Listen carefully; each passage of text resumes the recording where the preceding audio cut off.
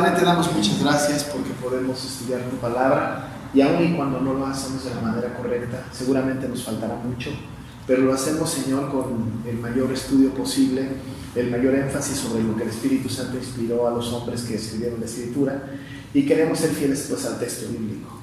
Ayúdanos para que esto sea posible. Cuida del aprendizaje entonces de esta noche, y que aquellos hermanos, Señor, que están de camino lleguen con bien, sin problema, y que juntos podamos disfrutar tu palabra como siempre lo hacemos. Te damos gracias por tu bondad para con nosotros, en el nombre de Jesús. Amén. Pues vamos a Ruth. Vamos a leer, voy a leer los versículos 11, 12 y 13. Sobre esto haremos la clase esta vez, ¿no? Entonces de Ruth 1, 11, 12 y 13 dice: Noemí respondió: volveos, hijas mías, ¿para qué habéis de ir conmigo? ¿Tengo yo más hijos en el vientre que puedan ser vuestros maridos? Volveos, hijas mías, e idos, porque yo ya soy vieja para tener marido. Y aunque dijese, esperanza tengo, y esta noche estuviese con marido y aún diese a luz hijos, ¿habíais vosotras de esperarlos hasta que fuesen grandes? ¿Habíais de quedaros sin casa por amor a ellos? No, hijas, sin casar por amor a ellos. No, hijas mías, qué mayor amargura tengo yo que vosotras, pues la mano de Jehová ha salido contra mí. Bueno, vamos como en los episodios de la historia, poco a poco, avanzando en la historia. Como dije la semana pasada, esta historia que está dividida por versículos, la verdad es que los saltos en el tiempo son muy grandes, ¿no? Es decir,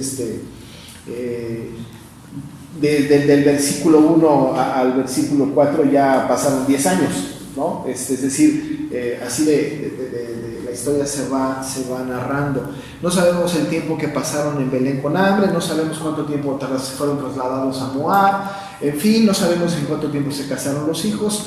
Lo único que nosotros sabemos es la historia que el Espíritu Santo, que inspiró seguramente a Samuel, nos quiso revelar, ¿no? Entonces la historia alrededor es especulativa, pudiésemos hablar de muchas cosas, de muchos supuestos, pero no deja de ser una especulación hablar de los supuestos. Como supuesto es lo que ya comentamos en el pasado, de que se presumía, se decía, se comentaba también como un supuesto que seguramente Ruth había sido hija de Eglón, rey moabita. Eso también es una especulación, no lo tenemos por cierto, no lo podemos dar por cierto, es una mera imaginación especulativa.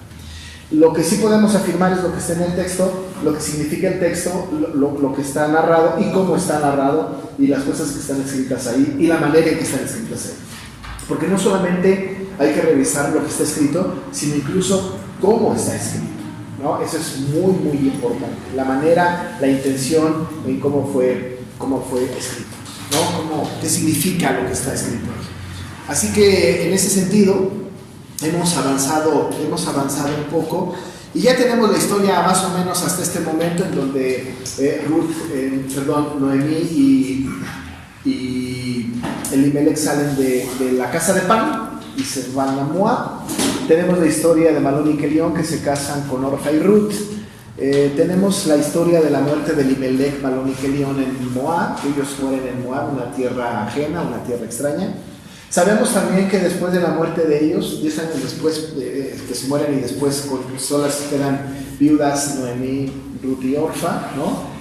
Aún y cuando ahorita vamos a ver que a Noemí le ha tocado la peor parte, porque no solamente se queda viuda, sino además se queda sin hijos, y no hay un apelativo para eso, ¿no? Porque cuando uno se queda sin padres, pues uno queda huérfano, ¿no? Si uno se queda sin esposo o esposa, pues es viudo o viuda. Pero no hay ningún apelativo para el que se queda sin hijos. ¿Cómo es? No hay una expresión, ¿no? Porque no es lo normal, ¿no? Deshijado, no sé, no hay una expresión cuando una persona se queda sin hijos, ¿no? No hay. Entonces se queda Noemí peor que las otras viudas, ¿no? Tanto así que un par de ocasiones va a hablar acerca de que Jehová ha levantado la mano contra ella, ¿no? Por lo desvalido que se queda se queda Noemí. Pero se quedan las tres en una condición deplorable, están en una situación muy lamentable, ¿no? Y en esta historia estábamos caminando, ¿no? No hemos hablado mucho más acerca del futuro de estas mujeres porque todavía estamos con ellas en Moab, ¿no? No hemos salido de Moab. Toda la historia que hemos estado narrando y que hemos estado estudiando sigue estando en su territorio de Moab, no ha sido un lugar distinto. La historia se va a desenvolver entre Moab y Belén, como nosotros ya sabemos, como ya leímos el pasaje, el libro completo, se va a desarrollar en estos dos lugares. Déjenme poner esto en silencio. Y en Belén y en Moab, ¿no? La mayor parte de la historia va a ser en Belén y solamente en el primer capítulo tenemos la historia de ellos en Moab, aunque es una de las más significativas. Tenemos que recordar entonces que están en Moab. En eso estábamos cuando la semana pasada hablamos acerca de el regreso o el inicio del regreso de Noemí con sus nueras, Orfa y Ruth, que van a empezar el camino, el plan de regreso, porque Noemí ha escuchado que ya hay alimento en Belén, ¿no? Cosa que estaba faltando, un momento de prosperidad en Belén seguramente, un juez que estaba haciendo un trabajo bueno, el Señor teniendo gracias sobre el pueblo, sobre la tierra, y empezó a haber pan en casa de pan, ¿no? Porque Belén significa casa de pan. Así que entonces había pan en casa de pan. Recibe esta información, oye Noemí, ahí estando en Moab, que ya hay pan, que ya hay comida en Belén, según leíamos, y entonces sale, ¿no? Con sus nueras y comienza el camino a Judá, que también dijimos que dice que van de camino a la tierra de Judá, y sabemos nosotros que Judá es el territorio, Belén es el pueblo, ¿no? Es decir, estamos hablando de que van a pasar de un territorio a otro territorio, van a ir de los campos de Moab a las tierras de Judá, y en las tierras de Judá es donde se encuentra Belén. Evidentemente van a llegar a Judá, y todavía llegando a la frontera, digamos, ¿no? Entrando a la región de Judá, van a tener que caminar una distancia considerable para llegar todavía a este pueblo, que por cierto, como lo dijimos la vez antepasada, este es un pueblo insignificante, ¿no? Insignificante, como el profeta Miqueas lo explica de una manera muy concreta, ¿no?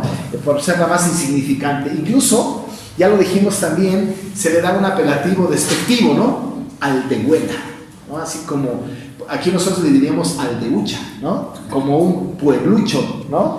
Pero no, esta manera despectiva de hablar de esta aldea es una aldehuela. Por eso en la Navidad ustedes han escuchado los cánticos, oh aldehuela de Belén, afortunada tú, ¿no?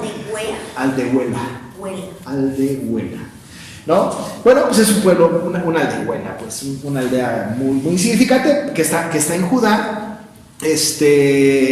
y entonces en este camino, que ya emprenden el camino, pues hay una comunicación entre Orfa y Ruth y Noemí, donde Noemí les va a pedir que vuelvan a la casa de su madre, que vayan otra vez allá, que Jehová haga con ellas misericordia, les da una bendición, que les conceda que hayan descanso cada una en la casa de su marido, con la expectativa de que tengan marido.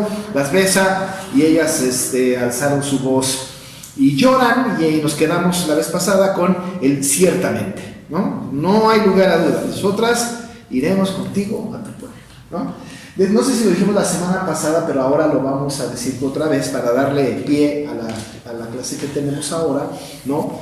Que cuando Ruth y Orfa le dicen ciertamente nosotras iremos contigo a tu pueblo, es porque ellas han entendido que una vez desposadas con los esposos, es decir, con Malón y Kelión, aun y cuando ellos hayan estado muertos, el apego hacia la familia del marido, haya quedado quien haya quedado, ahora específicamente Noemí, es muy fuerte, muy muy fuerte. Hay una gran lealtad, una lealtad a prueba de fuego, ¿no? Si hay algo que los judíos tienen en sus lealtades, en su ánimo, es ser leales, ¿no? Entre ellos, en sus costumbres, con Dios fueron bastante desleales, ¿no? Pero entre ellos eran bien, bien rectos, ¿no? O sea, vamos, ya quedamos, órale, ¿no? Incluso había normas de rectitud entre los judíos en donde se mostraba esa lealtad a prueba de fuego, ¿no? Y cuando no había esa lealtad, como vamos a ver ahorita más adelante en la ley del levirato, incluso cuando no querías cumplir con esa lealtad, en el tema del levirato, se les escupía en la cara y se les quitaba el calzado. O sea, era un tema fuerte, pues, el tema de la lealtad, ¿no? Y ellas dicen, sin duda, dice Ruth y Noemí, iremos contigo a tu pueblo. Es notorio que en este momento Ruth y Orfa están hablando, ¿no? Es decir, las dos coinciden, nosotros vamos a ir a tu pueblo. Quiero hacerles mención que más adelante, ya lo leímos, pero lo vamos a estudiar con detenimiento, tenemos nosotros solamente ya a Ruth diciéndole a Noemí, tu pueblo será mi pueblo. Hasta ahorita todavía no personaliza Ruth el pueblo de Noemí, ¿no? Es decir, todavía es tu pueblo, ¿no? Es decir, ese pueblo tuyo. Nosotros vamos a ir a tu pueblo. No sabemos si de veras están conscientes de lo que están diciendo, porque ir al pueblo ajeno, un pueblo que evidentemente no las van a recibir bien porque son moabitas. O sea, una cosa es que hayan recibido Malón y Kelión a estas mujeres como esposas, pero porque Malón y Kelión estaban en Moab, ¿no? Es decir, habían llegado ahí. Eso es diferente a que las moabitas fueran a Belén, completamente diferente. Tengo una duda. Sí. ¿Y los de Moab sí aceptaban que se casaran judíos? Sí, no tenían ningún problema. Los únicos que eran bien especiales eran los judíos. Sí. Ahora, igual tenían sus propias normas, ¿no? Pero no tendrían ninguna dificultad, ninguna. Es como en el mundo hoy día. Ahorita los judíos siguen teniendo esta norma, ¿no? Solamente entre judíos se tienen que casar. Y sobre todo los muy ortodoxos, ¿no? Hay una línea ahora judía muy liberal, ¿no? O sea, se casan con quien se enamoren, ¿no? Pero hoy día los judíos todavía tienen esta idea de que no te puedes casar con una persona gentil, ¿no? Incluso en el pasado como en el presente, seguramente en algunas regiones muy conservadoras, puede ser incluso que hasta le dejen digan, a partir de este momento tú te enamoras con una persona, te vas, dejas de ser mi hija o mi hijo, punto. No más tienes relación con nosotros, o sea, cortan, ¿no? Por completo. Una película que es muy interesante que tienen que ver, un clásico musical, es Violinista sobre el tejado. No sé si han visto esta película, pero esta película, ¿no?, enseña de alguna manera cómo cuando el padre, que tiene sus hijas que son judías, una de ellas se va a casar con un gentil, ¿no? Con un gentil, y lucha este personaje muchísimo, e incluso la destierra, ¿no? Le dice, ya no más, hasta para mí estás muerta, ¿no? Así de fuerte el asunto. ¿Y así deberíamos hacer? No creo que tanto. Sí, pero no sucede. Hoy día, nosotros como cristianos, ¿no?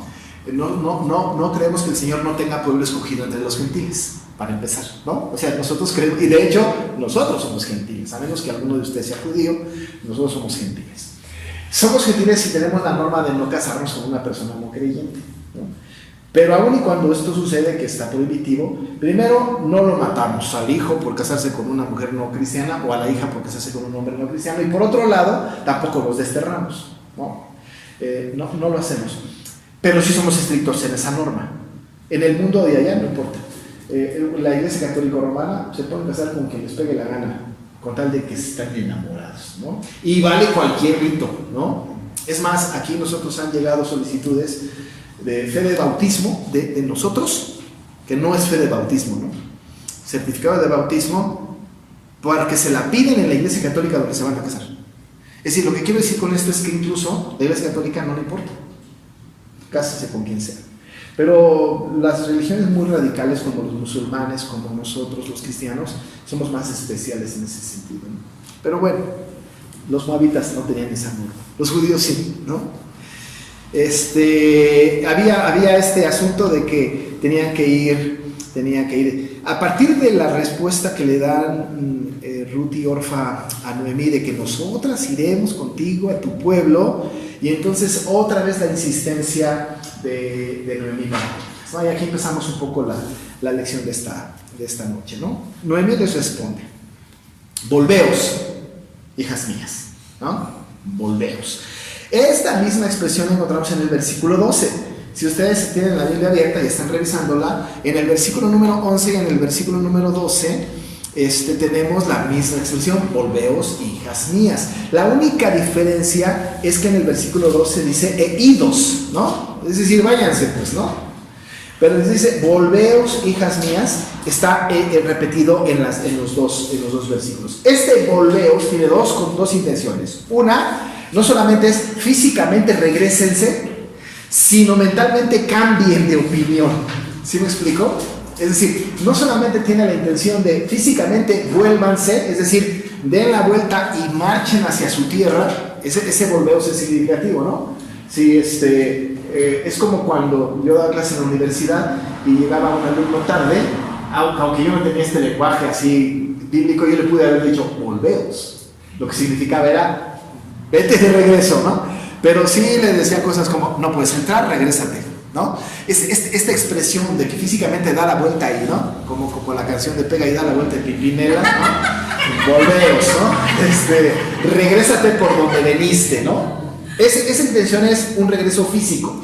Pero hay otra connotación que no está lejos de ser bien interpretada, de cambia de opinión, ¿no? Es decir, que tu opinión sea distinta. Volveos, hijas mías, puede tener esta intención de regresen a su tierra, porque ese es el contexto bíblico, pero también, por lo que va a argumentar Noemí, tiene que ver con cambien de opinión, ¿no? Es decir, que su mente no deje de pensar en esto tercamente y que hagan lo que es lógico, ¿no? Porque la petición de las mujeres de ciertamente iremos contigo a tu pueblo era una resolución hasta cierto punto ilógica, ¿no? Y vamos a ver ahorita un poco por qué, porque no era algo que les iba a favorecer a ellas de ninguna manera, Entonces les dice, volveos, hijas mías, en ambos casos, porque tienen que volverse físicamente o también porque tienen que cambiar de opinión, ¿no? Y entonces, a partir de aquí, nosotros tenemos un escenario muy interesante con 4 preguntas que hace Noemí y las vamos a estudiar nosotros aquí para que podamos darnos cuenta de este asunto, incluyendo un poco el análisis del levirato. Así que entonces les está diciendo, vuélvanse, hijas mías. Noten el trato, ¿no? De hijas mías. Esto no es una expresión coloquial. Esto tiene una intención, ¿no? Una intención muy, muy particular. Hoy día nosotros en nuestro idioma coloquial, ¿no? Le podemos decir hija o hijo a quien sea, ¿no? Yo de repente me encuentro diciéndole hija, aunque no sean mis hijas, a alguna niña, ¿no? Por ejemplo, saludo a las hijas de unos hermanos de la iglesia, ¿no? Que conozco desde que son chiquitas.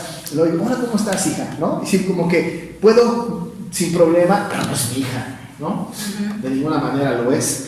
Es una manera cariñosa que tenemos como de hablar a los más pequeños que nosotros, ¿no?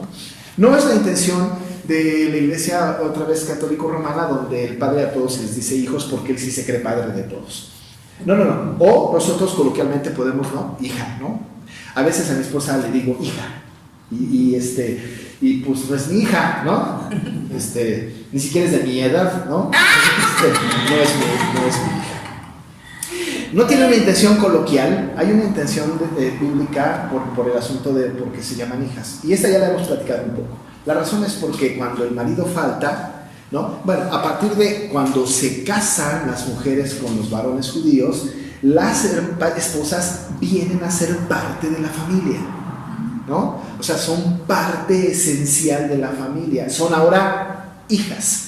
Incluso la costumbre en el Antiguo Testamento, dicho por los que escriben la tradición oral del Antiguo Testamento, ¿no? Cuando los esposos venían a casarse con las mujeres, ellos se volvían hijos del varón, del padre de la mujer, y el padre era llamado papá o papá, ¿no? Es decir, el hombre incluso ya le decía papá al suegro, ¿no? Y las hijas que venían de afuera, ¿no? Las nueras, digamos, venían y le decían mamá o papá también al esposo, al suegro o a la suegra. Ese sentido entrañable de relación había entre las bodas judías. Ahora, aquí estamos hablando de una situación en donde se están casando unos judíos con unas moabitas.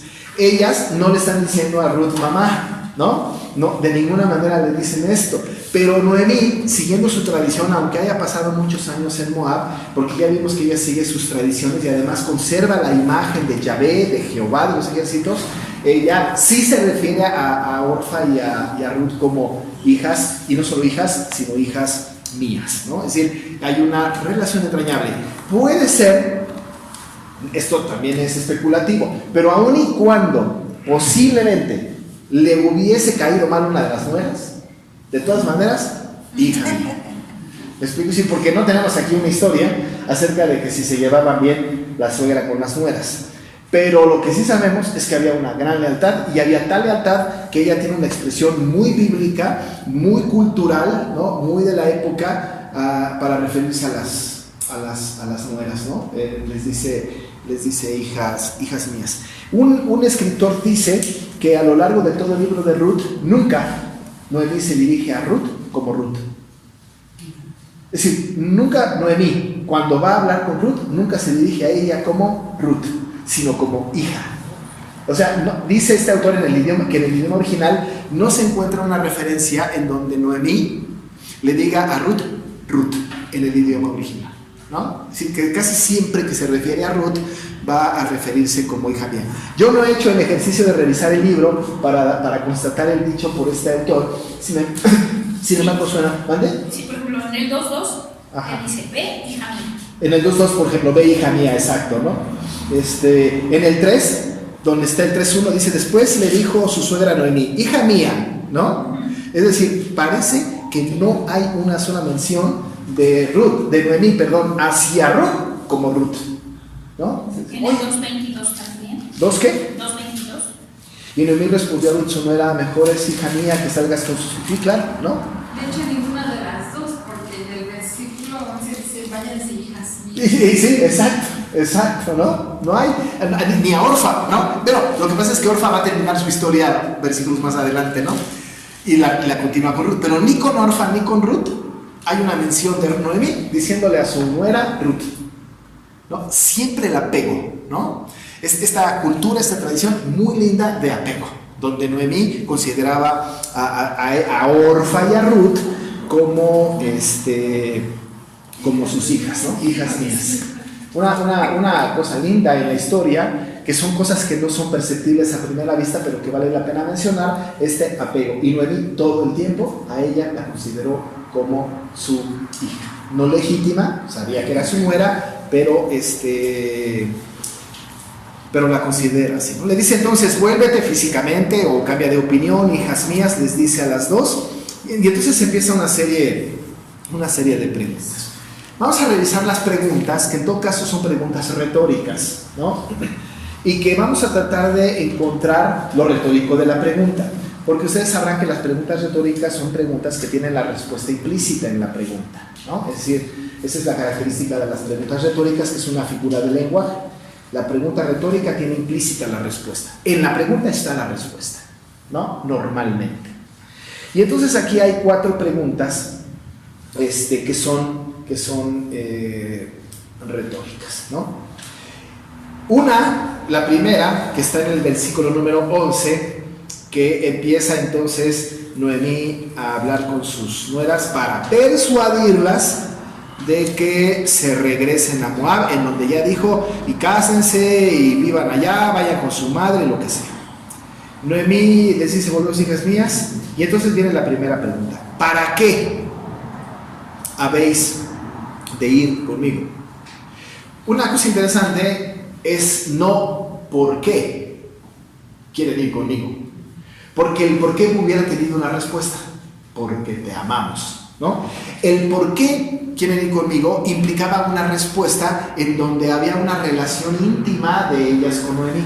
¿Por qué quieren ir conmigo o por qué habéis de ir conmigo? La respuesta hubiera sido, porque te amamos, porque eres nuestra suegra, eres como nuestra madre, ¿no? Ahí está el por qué.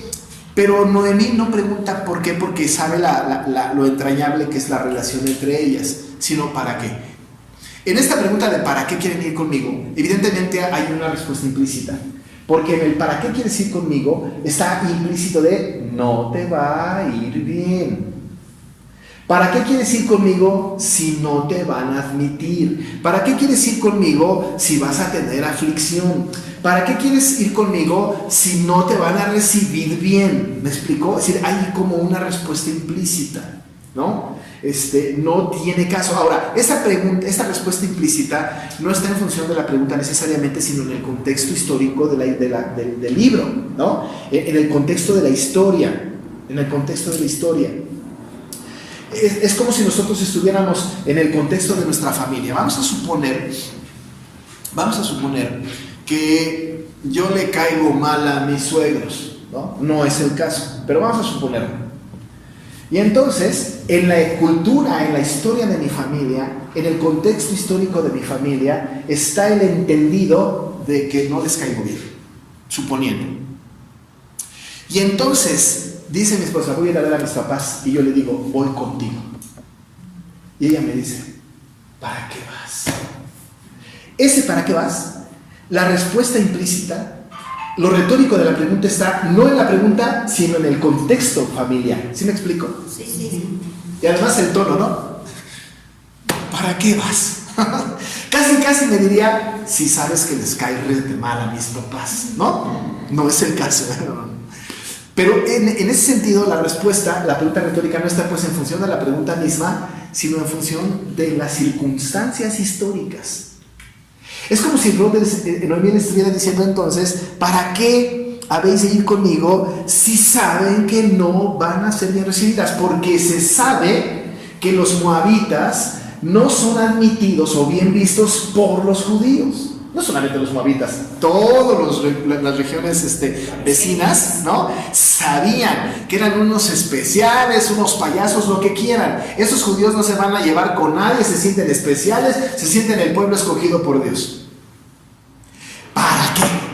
Si sabes que te vas a ir allá y no te va a ir bien, ¿no? Sí, hermana. Y Ruth, tanto Ruth como Orfa tenía familia en algún momento. Claro, sí, por supuesto. A familia en cuanto a que padre, madre, hermano, sí, claro. De hecho, en una de las sentencias, que cuando Noemí les dice que se regresen, les habla de que se regresen a la casa de su madre en el versículo 8. Noemí dijo a sus dos nueras, andad, volveos cada una a la casa de su madre. Sí, tenían familia, claro, tenían donde llegar, tenían arraigo, había historia, estaba su tierra, su lengua, sus culturas, sus costumbres, claro, por supuesto. ¿Para qué? ¿No? ¿Para qué? ¿Queréis saber? ¿Para qué habéis de ir conmigo? La primera pregunta retórica implicaba entonces, no tiene caso. No tiene ningún sentido. Esta era una respuesta implícita, ¿no? No necesitaba mayor explicación porque todas entendían la situación en la que estaba, ¿no? ¿Para qué? No tiene ningún sentido, ¿no? En Belén no les espera beneficio alguno. En realidad, lo que les podía esperar en Belén eran toda clase de prejuicios, ¿no? Es decir, males, ¿no? No iban a ser bien recibidas. Ya saben lo que dice la ley de Deuteronomio, en donde dice que por 10 generaciones no podrá entrar a la congregación ningún moabita. No, pues, imagínense, ¿para qué? ¿Para qué pasar por semejantes penurias? ¿No? ¿Para qué ir a la casa de los suegros si les caigo gordo? ¿Para qué ir al cine si no me van a dejar entrar? ¿No? Es decir, el niño chiquito de una película de adultos, llevan al cine, ¿para qué? Está implícito por la historia, por la cultura, por el entendido. ¿Para qué? No tiene caso, ¿no? Entonces lo retórico de la pregunta está en el contexto histórico del entendido de todas en las participantes de este relato en cuanto a la situación.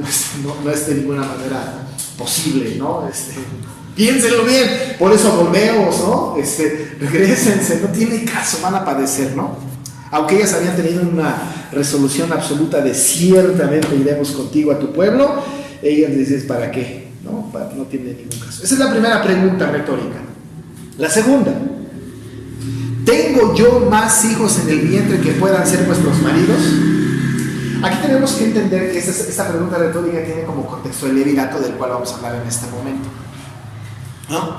Lo que está diciendo Noemí es, ya no tengo hijos que puedan cumplir con la ley del levirato, ¿no? O sea, está diciendo, cuando pregunta, ¿tengo yo más hijos en el vientre que puedan ser sus maridos? ¿En qué estaba pensando Noemí? ¿Por qué Noemí está diciendo lo que está diciendo? Es una absurdez para nosotros pensar en esto. ¿Tengo yo más hijos en el vientre que puedan ser vuestros maridos? Es un absurdo. Es un absurdo. Pero no es un absurdo en el contexto de la Biblia, no es un absurdo en el contexto de la historia de los judíos, no lo es. Si esto nos parece absurdo, pero debe de tener alguna explicación bíblica, la explicación bíblica está en la misma pregunta cuando nos referimos a la historia de los judíos, ¿no? Lo que está diciendo Noemí entonces es: ya no tengo hijos que puedan cumplir con la ley del levirato, ¿no? ¿Ya no? Pero ¿y los moabitas? ¿Para ellos conocían esa ley? Pues seguramente que no, pero puede ser que no, pero puede ser que ellas, habiendo tenido tanta relación con Noemí, con Elimelech, con Malón y Kelión, hayan sabido de parte de las leyes judías. Posible que sí, ¿no? Pero lo que sí es cierto es que no sabemos lo que hay en la mente de Orfa y Ruth. Lo que sí sabemos es lo que hay en la mente de Noemí, que está diciendo esta pregunta, ¿no? ¿Sí, Noemí? Seguramente ellas habían visto el culto a quien adoraban. Vivían en una familia judía que adoraba a Jehová, que tenía las enseñanzas, porque de otra manera no se podría explicar. Porque pues casi todos preferimos ir con nuestra propia mamá, Claro. que ir con la suegra. Pues sí. Y además con la suegra y fuera. O sea, a un país extranjero hostil, ¿no? Porque sabemos que no nos van a bien recibir ahí, ¿no? Ahora ya cambiaron las cosas, pero cuando yo me fui a vivir a Yucatán, me acuerdo que me decían: no te va a ir bien, no quieren la mochilangos aquí. ¿Para qué te vas para allá? ¿No? Y cuando uno va de visita era padrísimo, pero ya vivir ahí quisimos inscribirnos en un club y nos dijeron, ¿de dónde son? Del DF. ¿Qué? Ya no tenemos ya no tenemos lugar, ¿no? Tuvimos que nadar en la fuente no, eso no es cierto. Está grabado y tengo público en Yucatán. No, para nada. Lo que quiero decir con esto es que efectivamente ellas debieron haber tenido parte de la cultura judía, porque piensen, estuvieron 10 años en Moab, ¿no? Y seguramente eso es una especulación mía, pudieron haber participado por lo menos en 8, 7 o 6 Pascuas. Es decir, porque Noemí con Elimelech seguramente celebraban la Pascua aún estando en un país extranjero, ¿no? Seguramente celebraban la Pascua y escuchaban las historias y entendían, porque la cultura judía era muy estudiada de la ley de Jehová, ¿no? Y las leyes eran súper guardadas. O sea, la ley del levirato estaba en la mente, por supuesto, de todos los judíos, por supuesto. De tal manera que la pregunta que hace Noemí, para ella tiene significado, es posible que para las nueras también, ¿no? Y les dice: ya no tengo hijos que puedan cumplir con la ley del levirato. Pero ¿cuál es la ley del levirato? Ya la hablamos la vez pasada, pero vamos a verle con más detalle, y para esto vamos a Deuteronomio 25, versículos 5 al 10. Aún y cuando la palabra levirato no está ahí, ahorita les digo qué significa la palabra para que podamos ver que sí está ahí. Deuteronomio 25, 5 a 10. Dice: cuando hermanos habitaren juntos y muriere alguno de ellos y no tuviere hijo, la mujer del muerto no se casará fuera con hombre extraño, su cuñado se llegará a ella y la tomará por su mujer y hará con ella parentesco. Y el primogénito que ella diere a luz sucederá en el nombre de su hermano muerto, para que el nombre de éste no sea borrado de Israel.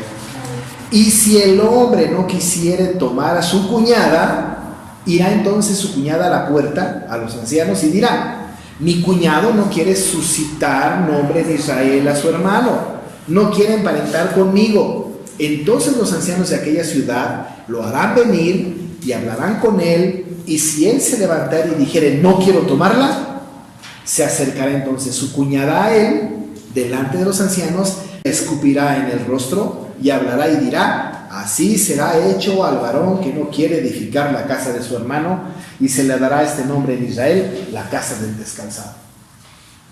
Imaginen nada más qué historia, qué ley, ¿no?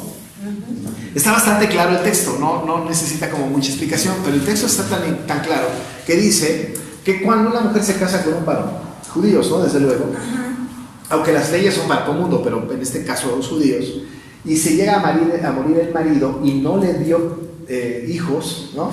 Se llega a morir el marido, La cuñada, la mujer, la esposa, la viuda no puede casarse con extraño. Entonces, ¿qué tengo que hacer? Tienes que ir con tu cuñado. Soltero o casado, con el cuñado. Y te vas a casar con él te tiene que tomar. Y no te va a tomar por amor. Te va a tomar como una responsabilidad, como un cumplimiento de la ley. Dios lo había mandado. Y entonces te vas a ir con tu cuñado y te vas a casar con él. Este cuñado te va a dar a un hijo. El primogénito será como si fuera el hermano difunto y heredará la tierra.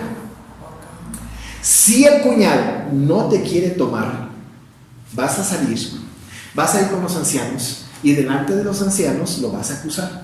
Si con todo el cuñado dice no la voy a tomar, entonces delante de los ancianos quitarás su calzado, le vas a escupir en la cara y entonces va a ir una sentencia que está escrita aquí, ¿no? Así será hecho al varón que no quiere edificar la casa de su hermano. Y se le dará este nombre en Israel, la casa del descalzado. ¿Y con las mujeres no pasaba igual? No. O sea que si se muriera el marido y se casara con la cuñada, no. Hay que recordar que era una época más patriarcal, ¿no?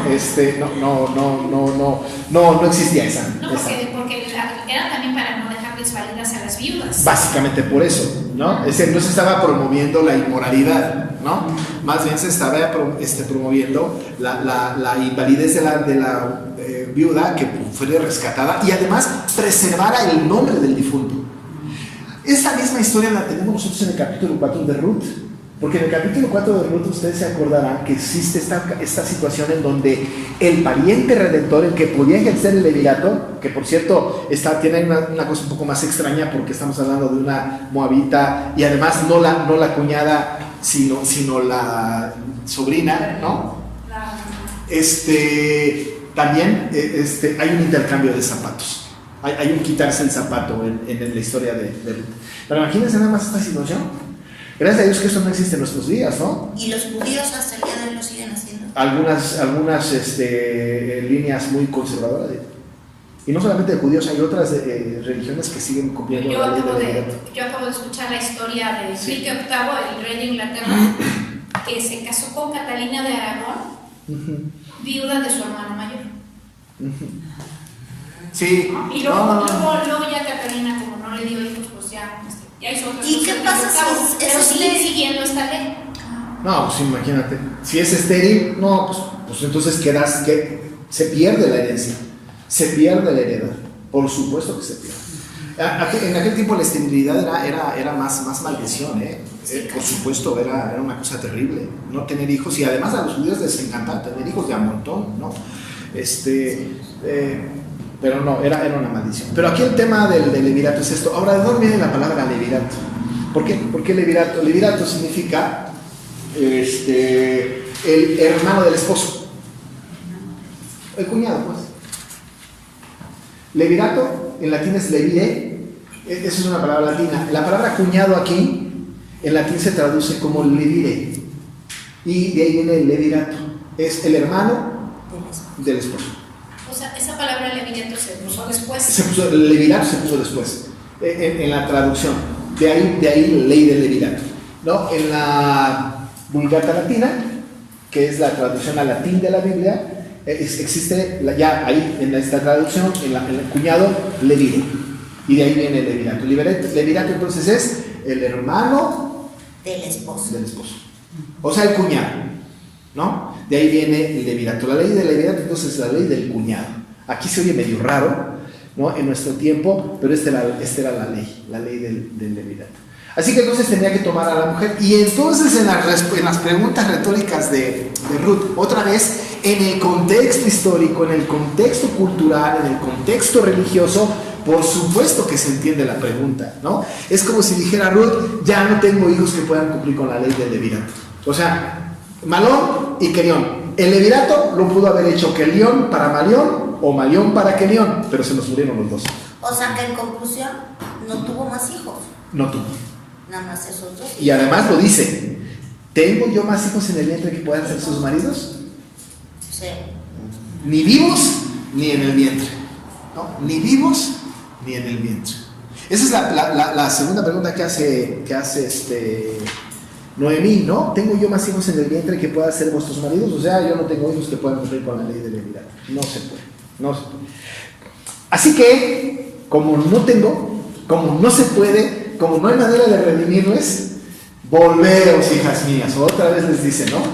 Por favor, recapaciten, cambien de opinión, regresen a su tierra. Volveos, hijas mías, e idos. Esto confirma que el volveos puede ser también cambien de opinión, ¿no? Porque volveos cambia de opinión y váyanse, ¿no? Y váyanse. Volveos, hijas mías, e idos, ¿no? O sea, le está diciendo, váyanse. Los comentaristas muy románticos dicen que con todo el dolor de su corazón, Noemí, seguramente esto le contribuía a su propia amargura, ¿no? Decirle a sus hijas amadas, que son esposas de sus hijos, ¿no? Que se tengan que ir, ¿no? No había mejor cosa para Noemí que sus hijas, sus nueras, que se quedaran con ella para cuidarla. Pero entendiendo la posición en la que las ponía si venían a Belén, con todo, tratando de persuadirles para que se regresaran a su tierra, con todo el dolor de su corazón les tiene que decir, vuélvanse,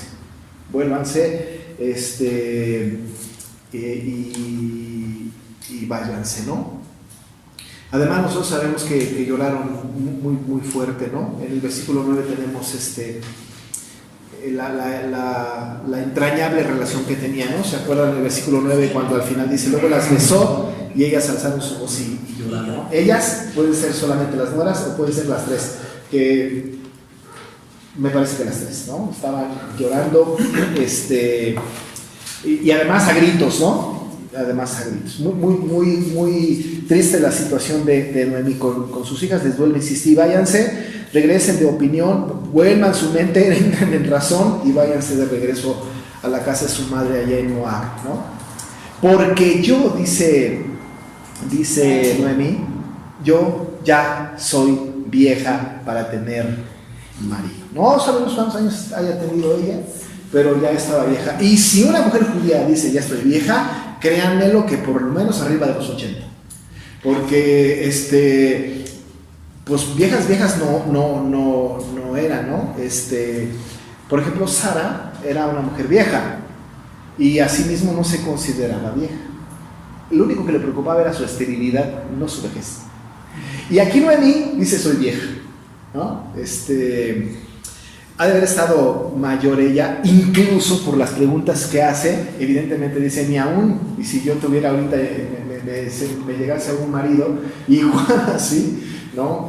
¿A poco lo van a esperar, no? Dice, yo ya soy vieja para tener marido. Y aunque dijese, esperanza tengo y esta noche estuviere con marido y aún diese a los hijos, dice, es un supuesto, ¿no? Es un supuesto. Es una figura de lenguaje, es una hipérbole, es una exageración, ¿no? Aún en el supuesto, estas expresiones de supuestos son muy vívidas en el Antiguo Testamento, muy vívidas, ¿no? ¿Se acuerdan ustedes en Malaquías, cuando se habla del diezmo? Traed todos los diezmos al alfolí y probadme, y hay alimento en mi casa y probadme en esto, dice Jehová de los ejércitos, si no, os abriré las ventanas de los cielos y derramaré sobre vosotros bendiciones hasta que sobreabunde. ¿Se acuerdan? Bueno, si no, es una exageración, es una hipérbole. Es como si dijeran, si no fuera yo capaz de abrir las ventanas de los cielos y derramar sobre ustedes bendición. No es una promesa de prosperidad, como lo manejan los teólogos de la prosperidad. Es una manera de decir, hasta ese grado soy capaz. Si no fuera yo capaz de abrir las ventanas de los cielos y derramar sobre ustedes bendición hasta que sobreabunde. Soy capaz hasta de eso, ¿no? Es una exageración, es una manera de exaltar la expresión. En este caso, Noemí está diciendo, ¿no? Volveos, hijas mías, seguidos, porque yo ya soy vieja para tener marido. Y aunque dijese, esperanza tengo y esta noche estuviese con marido y aún diese a luz un hijos, es una exageración, es un supuesto, no es algo real, es una hipérbole, ¿no? Y en el dado caso No está significando que evidentemente así será, sino en ese caso, entonces viene la tercera pregunta. Otra pregunta que tiene que ver también con lo retórico según el contexto histórico. Dice: ¿habíais vosotras de esperarlos hasta que fuesen grandes? ¿No? Está diciendo Noemí, en el supuesto caso de que tuviese más hijos, ustedes ya estarían muy grandes. Por eso es una pregunta retórica. La respuesta es, pues no. O sea, ante la pregunta, ¿habíais vosotras de esperarlos hasta que fuesen grandes? Pues no. La respuesta está implícita, ¿no? Pues no esperarían, ¿no? Porque suponiendo, siendo muy buenos con Orfa y con Ruth, suponiendo que Orfa y Ruth estuvieran alrededor de los 30, ¿no? Jovencitas, pues, ¿no? Los 30, por ejemplo. Y todavía Noemí consiguiera un hombre y se casara. Y luego, pues, tuviera hijos, ¿no? Y luego los hijos llegaran a tener una edad casadera, pues las mujeres estarían casándose con chamacos 30 años o más menores que ellas. Evidentemente, no. Evidentemente no. La costumbre incluso era al contrario. Más bien, los hombres podían desposar mujeres 30 años más chicas que ellos, pero no en el sentido inverso. O sea, culturalmente hablando para los judíos, sí existía la posibilidad de que un varón se casara con una mujer 20 años, 30 años más chica que ellos, ¿no? Hasta en nuestros tiempos hay varones que viudan y se casan con mujeres 20 años más pequeñas que ellos, ¿no? Eso como que culturalmente hablando se ve no tan mal. Y tampoco en nuestro tiempo se vería mal una mujer casándose con un hombre 20 años menor, pero en la época de los judíos esto era prácticamente imposible. No para los hombres. Sí, ¿perdón? El presidente Macron. Exacto. Ese es un ejemplo de nuestra cultura. Que evidentemente, ¿no? El presidente francés, ¿no? Que se casó con una mujer mucho mayor. ¿Cuántos años era mayor? Ella es 24, mayor. sí, claro, ella es 25 años más grande que el presidente. Sí, es como su mamá. Así que en lugar de hijos van a tener nietos. Pues es la verdad. Bueno, pero en la cultura judía este fenómeno no era tan común como lo contrario, ¿no? Así que entonces está diciendo, en el supuesto caso de que tuviera más hijos, ustedes estarían ya muy grandes, no se casarían. La pregunta está expresada, aún cuando yo tuviera esposo o marido y me diese luz un hijo, ustedes esperarían hasta que fuesen grandes. O sea, piénsenlo. Por eso, volveos seguidos. Vean lo ilógico del asunto, ¿no? Está en contra de todo el sentido común, pues, ¿no?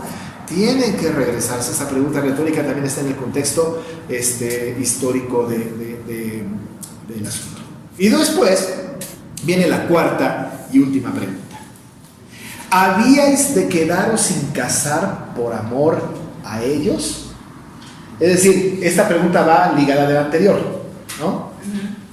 En el supuesto caso de que yo tuviera marido y diera a luz a algunos hijos, ¿ustedes esperarían hasta que fuesen grandes?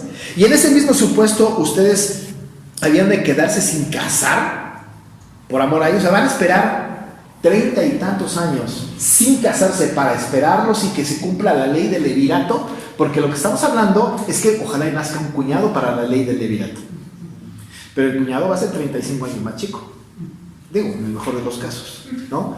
Y entonces está diciendo, ¿habían de quedarse sin casar por amor a ellos?